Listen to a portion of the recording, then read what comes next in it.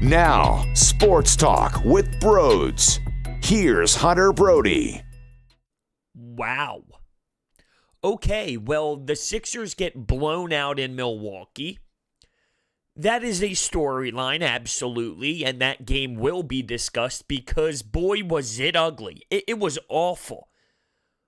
From an individual game standpoint, it was embarrassing. But when you look at the big picture, Ben Simmons leaves the game and will receive an MRI and he will go through further testing. That is scary. That's the biggest storyline, and that's what really should be discussed. Because you think about it, if you lose Ben Simmons for a significant amount of time, this team is in trouble. I know that this loss stings. I know that it's painful. I understand that they should have still been better. Even without Ben Simmons, they still should have put on a better performance than that. Because they still have Tobias Harris, Joel Embiid, Al Horford, Josh Richardson, and other guys. And guess what? No one stepped up. Literally no one. Now, without Ben Simmons, Joel Embiid gets more attention, but that's no excuse. No excuse whatsoever. The team gave up. It was a 6-point game at halftime. After the third quarter, it was 93-73. So, I mean, truthfully, it was an embarrassing effort by the whole squad. But I can't just overlook Ben Simmons leaving the game. I am concerned moving forward. He played 5 minutes. He wasn't able to play against the Brooklyn Nets, and he took that ugly fall in the All-Star game. Now, there's no reports on this or anything. The franchise and the organization is claiming that this occurred in practice. I'm not buying it, though. Some gut feeling tells me, and this is just my personal opinion and my personal gut feeling, something happened in that All-Star game when he slipped in the paint area after making a play. You saw what happened last year with Embiid. He went to the All-Star game, he performed, and then what? He missed time. You're seeing it now with Ben Simmons. I mean, really, it just adds up. It makes total sense. Now, something could have happened in practice as well, but I think it started with the All-Star game. Everybody wants players to perform late in fourth quarters and in these All-Star games until it hurts your team. Until you take a step back and realize the All-Star game is meaningless. I don't give a damn if Team LeBron or Team Giannis wins. I need my players ready to go for the backstretch of the season. If Ben Simmons can't play for a decent stretch, I'm so worried. Do you see the way that this team just completely shuts down without Ben Simmons running the floor? Oh yeah, by the way, if you're someone who hated Ben Simmons, do you not see what he does to this team? How he creates most opportunities for this squad offensively? This team is lost. They have no identity without him. You had Brett Brown saying he needs to manufacture a point guard. Oh. Oh. Now, before we talk more about this, we need to hear a word from my sponsor, SeatGeek. Are you looking to buy tickets to go to a Sixers game, a Flyers game, NHL, NBA, or even a concert? If you use the promo code BROADS at SeatGeek's checkout page, you will receive $20 off of your total purchase. That's free parking. It's a no-brainer to use the promo code BROADS today. Now, entering the game, the Milwaukee Bucks were 25-3 at home, and the Sixers were 9-19 on the road. Did I truly expect the Sixers to win? No. When you looked at the line that Vegas set, it's playing around that 8.5-point line. What do you think is going to happen? Vegas is right. Whether it covers or not, the point is, which it did cover, by the way, if you didn't see the final score. The point was the Sixers were probably not going to win that basketball game. And that line was set with Ben Simmons being on the court. Once he left the game, it was an automatic loss. There was no way this team was going to win. The energy he brings defensively, what he brings to the table when it comes to trying, and keep in mind, I am emphasizing the word trying to stop Giannis. Ben Simmons adds so much on both sides of the floor. Losing him, you just don't have a damn chance. You don't have a real point guard, a secondary point guard guy to back up those minutes and perform at a high rate. At some points, the offense was pouring through Furkan Korkmaz, who made some shots. And it was a 20-plus point game at that point, so I don't have value in that. But what I will say is this. Him and Shake Milton, they both scored 17 points. They at least looked like they cared, right? They at least looked like they cared. They were trying to score. They were giving me effort out there, so I at least appreciate that. Although my favorite part of this basketball game was Furkan Korkmaz trying to throw up a little baseline floater. It hit the backboard, like the side of the backboard, and it led to a Lopez 3 in the corner. That was probably my favorite part of this game. That second half was abysmal. It's crazy. You know, when it comes to Elton Brand and what he did with this team, Al Horford's contract, Tobias Harris's contract, I won't be a fraud.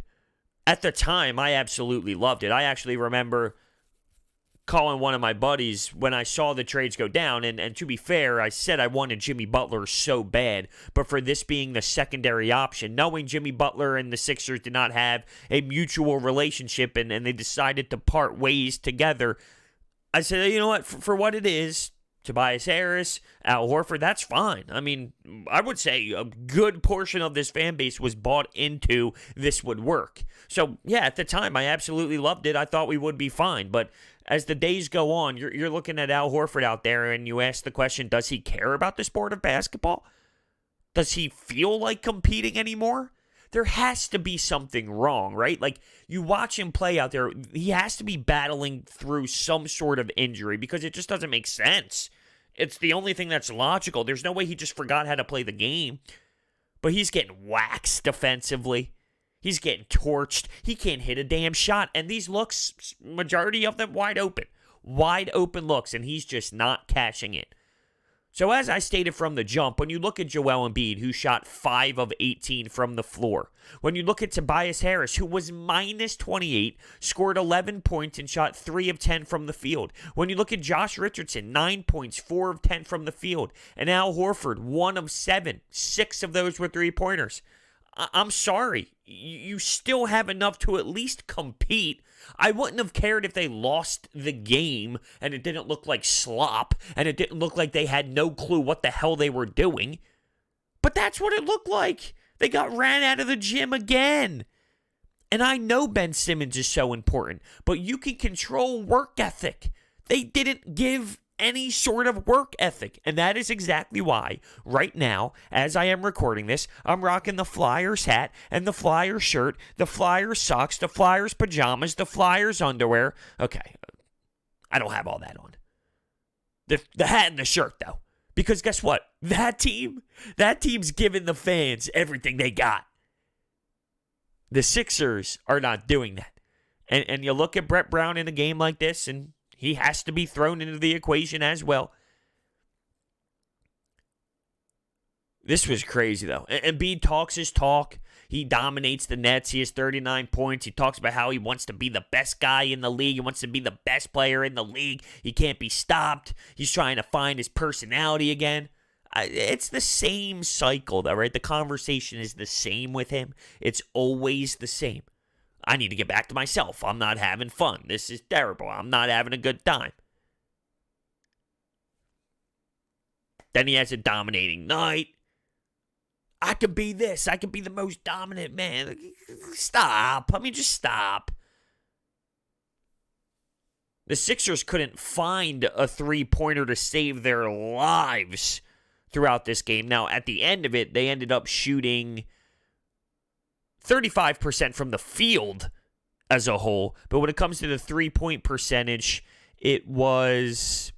I did write it down here on my notes somewhere, but I can't find it. Or unless I didn't, even though I... Oh, nope. Yeah, I can't find it.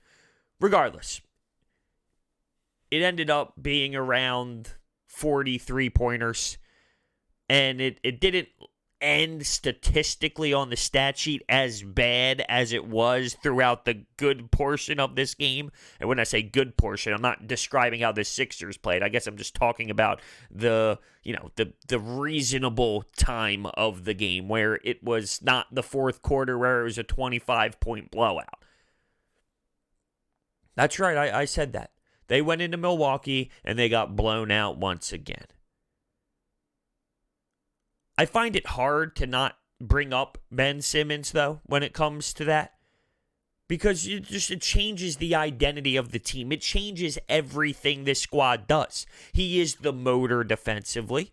He runs the entire offense. He is the speed of this team. He creates so many looks offensively when he's running downhill and he's kicking out. Like you saw it for the 2 buckets that he ended up putting in where you saw him get hurt. He had the layup. He had the tough take. Like he was constantly, for that short 5-minute span, going hard to the rack. And you can see the Bucks go to the paint, get sucked into the paint. And if he was going to continue that mindset throughout the game, the more they collapse, what's going to happen? Kick out. Kick out. But it's not like anyone would have probably knocked down those threes. Of course, Glenn Robinson comes to the Sixers and can't knock down a shot from behind the arc. Alec Burks, he struggled shooting the ball from deep. You knew that was going to happen, though, right? You knew that. Well, to be fair, when you watched their games out in Golden State, not that I'm sure many people watched them this season, when the Warriors are getting blown out by so many points and they're out there balling, just jacking up shots, their numbers are going to look inflated. Compared to when you're on a legit team, your minutes get knocked down, players play you tougher because they look at the Sixers differently than they look at the Golden State Warriors and things like that. But still, I mean, you would think if there were some wide open looks, they would still be able to knock them down. Now, Alec Burks is coming off of a decent outing against the Brooklyn Nets, and I'm not saying they're the worst players in the world, but I just figured that was going to happen. You look at these guys, they're shooting around 40% from three, and who would have known? Shocker. They come to Philadelphia and they don't shoot at the same clip. It is crazy. Why we had to watch Giannis score 31 points, grab 17 rebounds, 8 assists in only 29 minutes. See, the one thing I love about Giannis is the Sixers will dare him to shoot. Will dare him to do anything. Guess what? He's going to do it. Whether it's an ugly-looking shot or not, he'll come down the next time and do it again. Or he'll even give you a little fadeaway stuff. Now, he's got holes in his games. Does he need to work at the free throw line? Sure. Does he need to get better at shooting still from behind and just from around the floor? Yes. He's obviously very aggressive and can get to the rack within one step. Well, in the NBA, he might even get away with 3, and that's everybody. I'm not saying him specifically. I'm just saying everybody because it's the NBA. They don't call it travels. But I love the way that he's not afraid of whatever happened before. It's like a cornerback in the NFL. If you get toasted, that's fine. Next play. Next play. He's that corner's at the line of scrimmage ready to make another play. Well, that's Giannis. If he airballed a 3, if he bricked a 3, if he hit the backboard and it was hideous looking, what's he going to do the next possession if Joel Embiid backs off of him? He's going to shoot it. He's going to shoot it. And guess what? He'll make it. He'll make it. The Sixers were out-rebounded big time. The Bucks shot 52.7% from the floor as a team. I mean, how is that going to be a recipe for success if you're the 76ers? I will say, though, early it was almost as if they were knocking down everything. And it wasn't as if they were left wide open. I mean, some of these shots were just nuts. And from 3, turning around with the shot clock expiring, they jack up shots and it's swoosh. So, to some extent, it was one of those games for the Bucks where they were knocking down literally everything at will. But still, I mean, the Sixers didn't play well either. Not even close to well. And then the contracts are being brought up. Al Horford's contract and Tobias's. And I mean, there's no defending it at this point. It's looking really ugly. I'll always stand true to where I was at the time, though. And I always go back to in those moment situations. What was the situation like when you went out and acquired these players? Because it's so easy as a fan or as an outsider watching, whatever you specifically are, to see how it played out and then rip apart people. But I always put myself back into that moment. Well, what did this team need? This team needed a backup center for Al Horford. Or, I'm sorry, a backup center for Joel Embiid. Because when he left the floor in the playoffs, it got bad. And that's what Elton Brand went out and did. And no one, and I mean no one, whether you claim right now that you did not like the move, no one would have expected Al Horford to fall apart to this degree. And that's why I think that there just has to be something wrong physically. There has to be something wrong. Because this is just awful. And he hasn't showed any signs of this type of pathetic basketball.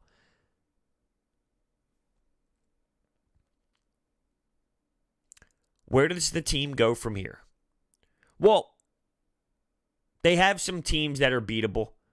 But once again, we got to date this back to Ben Simmons. I don't know what this team is moving forward without Ben Simmons. And there was hope that they'd be able to sneak into the 4th seed and maybe get home court advantage. If they got to run without Ben Simmons, this is going to get ugly. Can they beat the Knicks? Okay, maybe. Can they beat the Hawks? I don't even know if they could. I believe it's the Hawks first. Then they got a couple games coming up this week. I know one of them was the Hawks and one of them is the Knicks. And that's why those two teams popped into my head. My point is, though,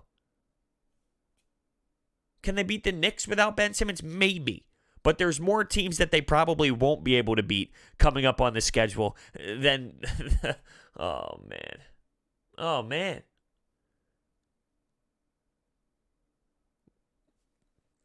They are going to have to dive so deep because...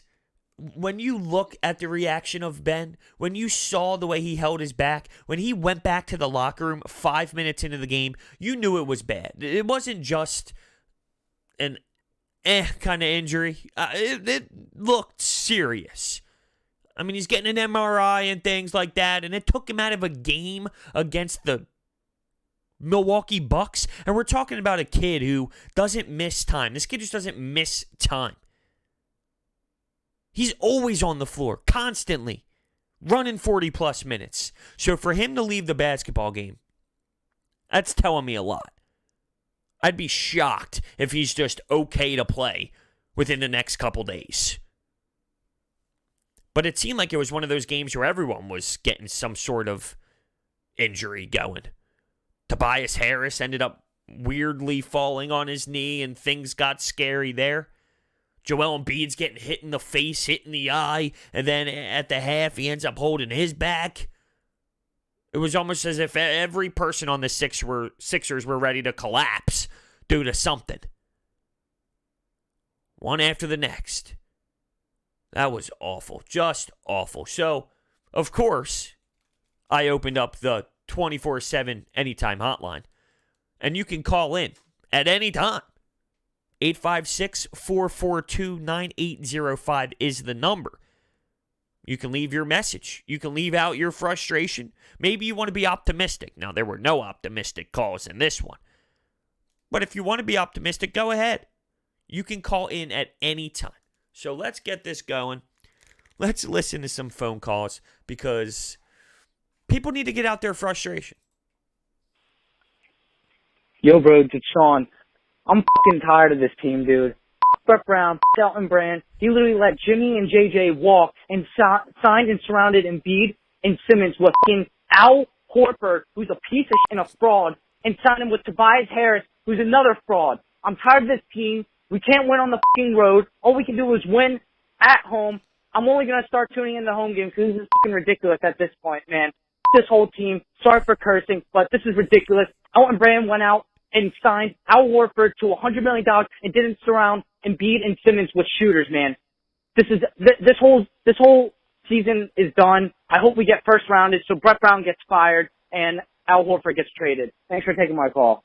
Yeah, I see. I'm out on that whole, I hope we lose so things change. Like, no, if this team can win games, I'd rather them win games than lose games. So I don't really flow with that type of mindset. But I know a lot of people feel that way right now because they want so many changes. They said, well, we'll sacrifice this heartbreaking season and we'll sacrifice a first-round exit so Brett Brown will get fired and trades will be made. But listen, you lose in the second round, then Brett Brown's probably going to get fired anyway. So I'm not going to sacrifice a potential run, if that is the case, just to fire someone like Brett Brown.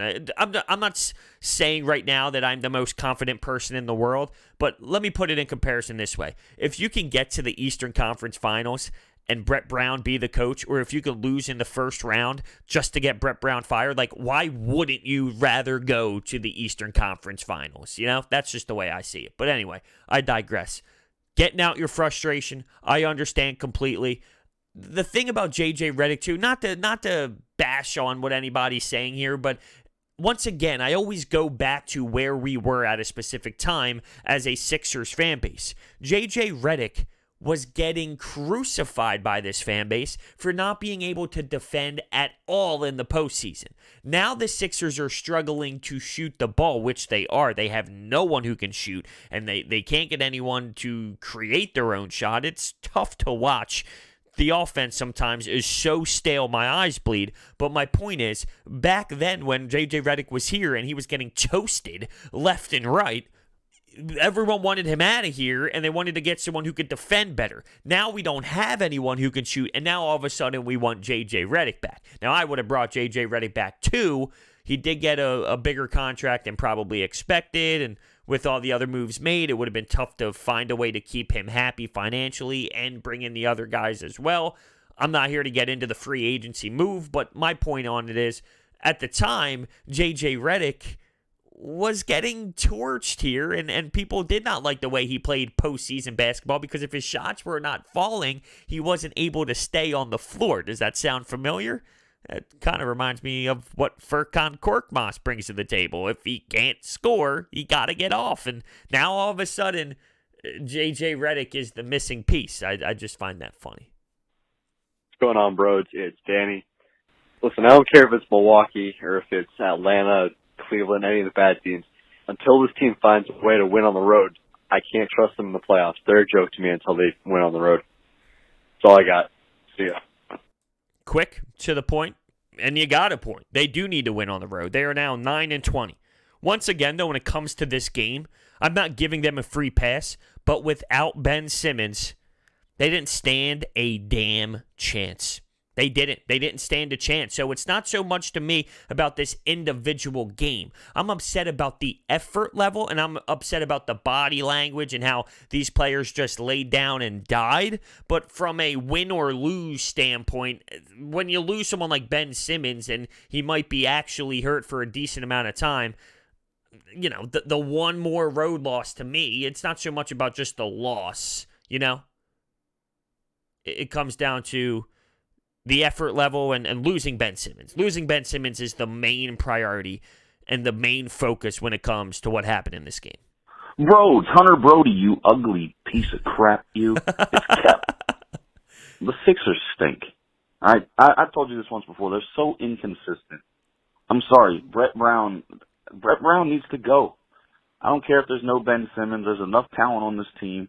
Brett Brown does not coach this team to its strengths. He hasn't all season long. He hasn't since he's been a coach. I'm tired of watching this crap. One night they're great. The next night they're just like, you know what? It's the Milwaukee Bucks. I'm not, we don't have to play tonight. We got 3 easy games. 3 straight easy games after this one. Let's concentrate on those. No, play up to the level of your competition and enough of this crap. By the way, you're ugly.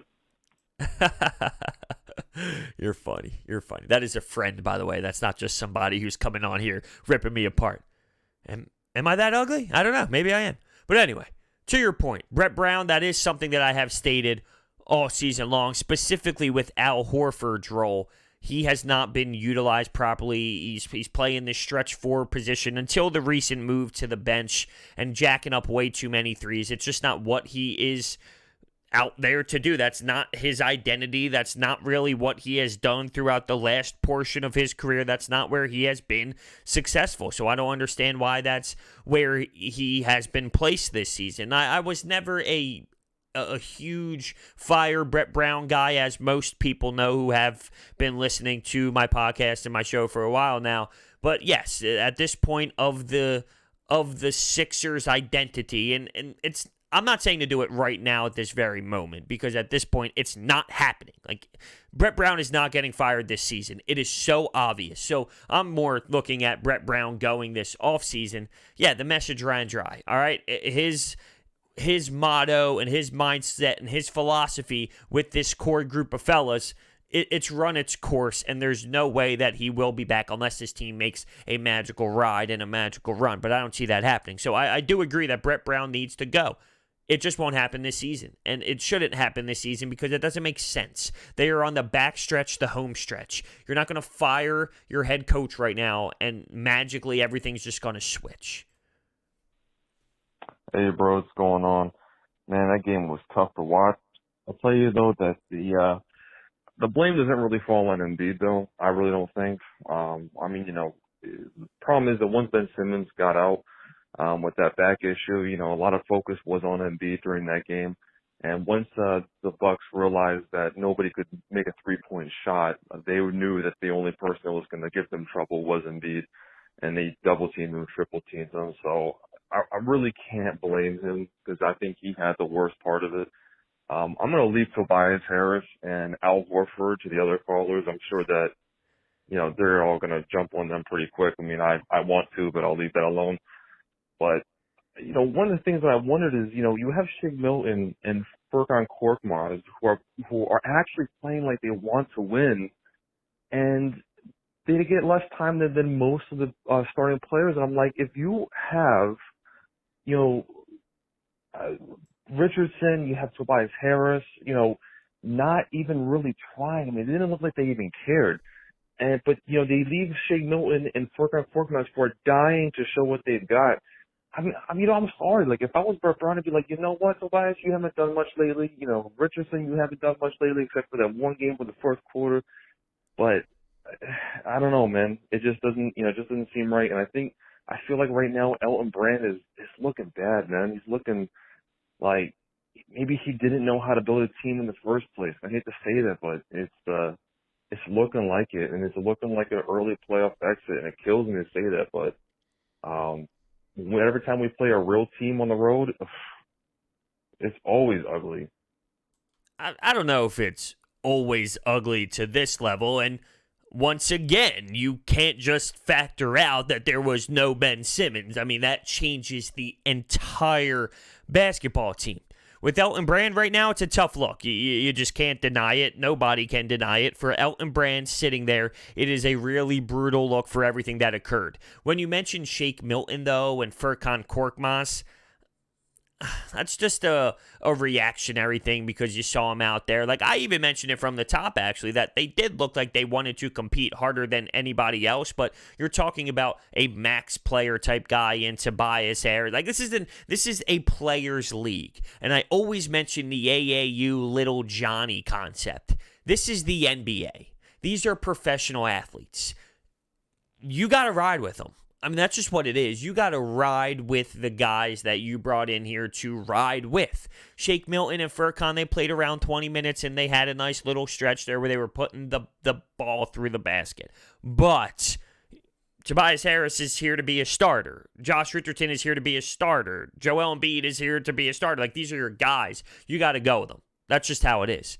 And you also mentioned Joel Embiid and giving him somewhat of a free pass. I can't, and that's because he talks the talk. Really. I mean, he comes out, I'm the best big man in the league. I'm one of the most dominant players in the league. All right, well, show me.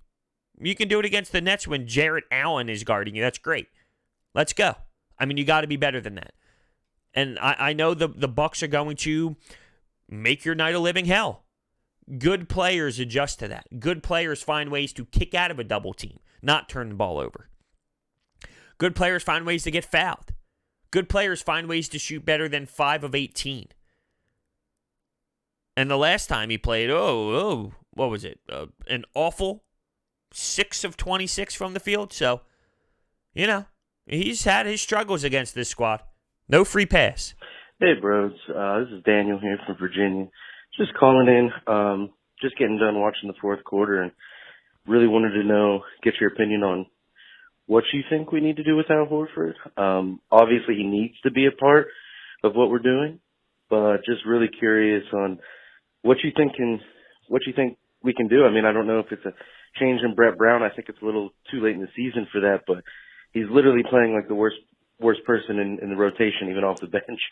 I wouldn't even really consider him the sixth man. I'd consider Alec Burke the sixth man. And also, I really think, good effort by Joe tonight. I know we give him slack a lot, but I really want to give him credit for what he did. Love the show. Thank you. Bye. Am I missing something with Joel Embiid?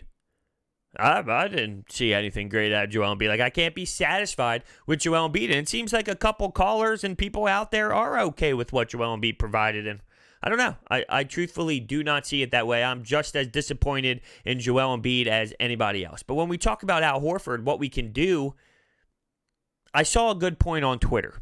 And the CP3 contract was moved. And that was claimed unmovable. Nobody would ever touch it.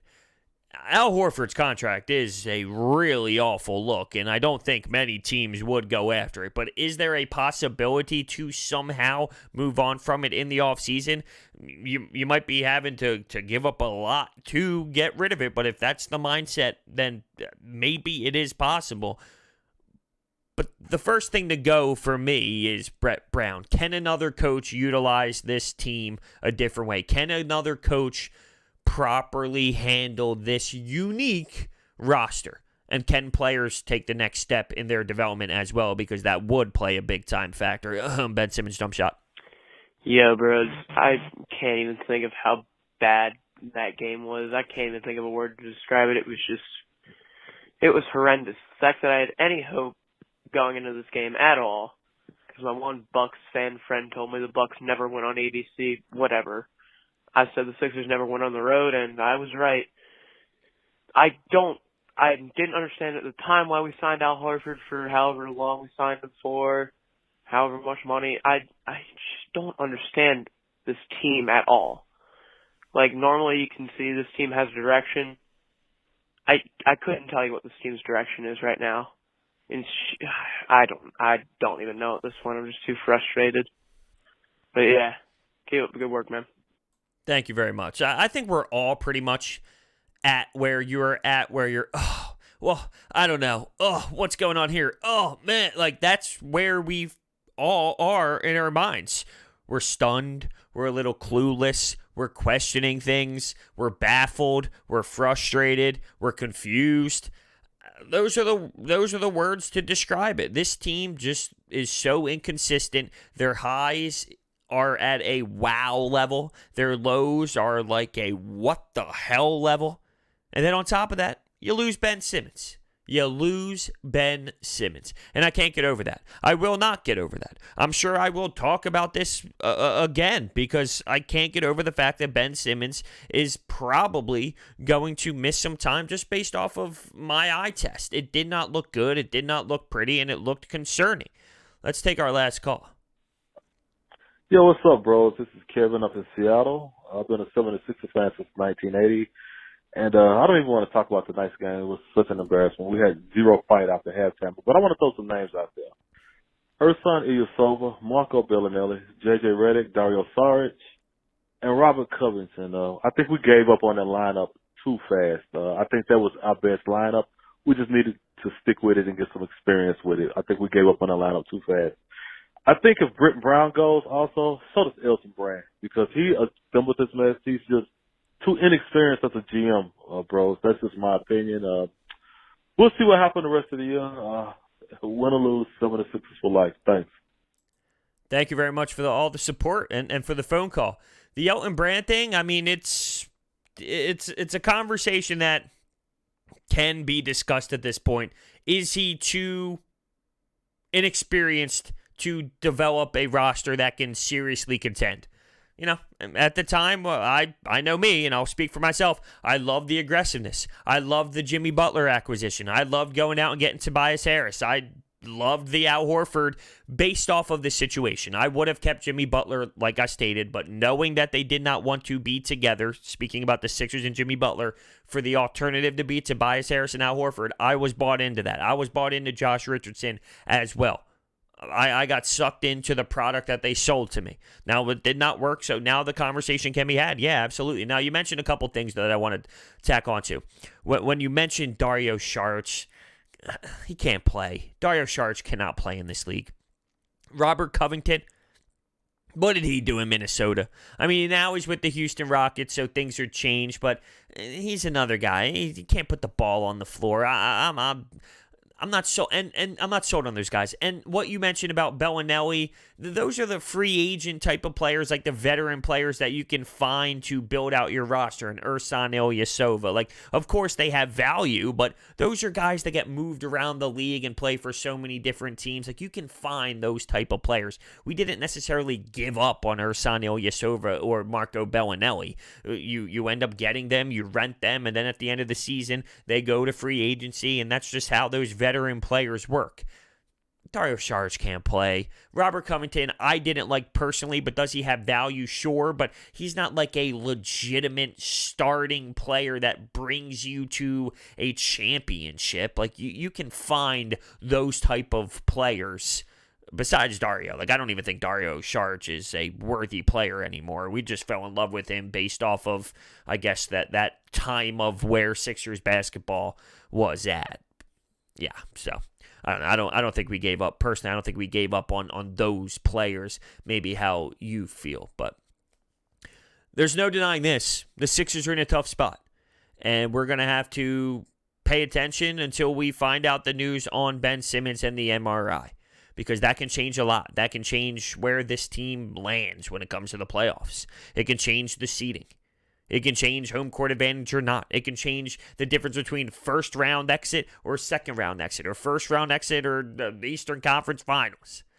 But I do find it funny, though, the reactionary group of fans that this team has. It is one of a kind. The Brooklyn Nets game occurs. It was ugly, but Embiid's so dominant. He can be the best. He can bring this team to the promised land. One game later, it gets, I'm not going to say crushed by the Milwaukee Bucks, but he has a pretty bad night, in my opinion. And now all of a sudden, and obviously other people's opinions too, because I'm seeing this all over the place, but now all of a sudden they're frauds. They can't do anything, and it's a night-to-night basis on this team, and the reaction from the fans is just so interesting. That's all. That's the best way to describe it. It's so interesting.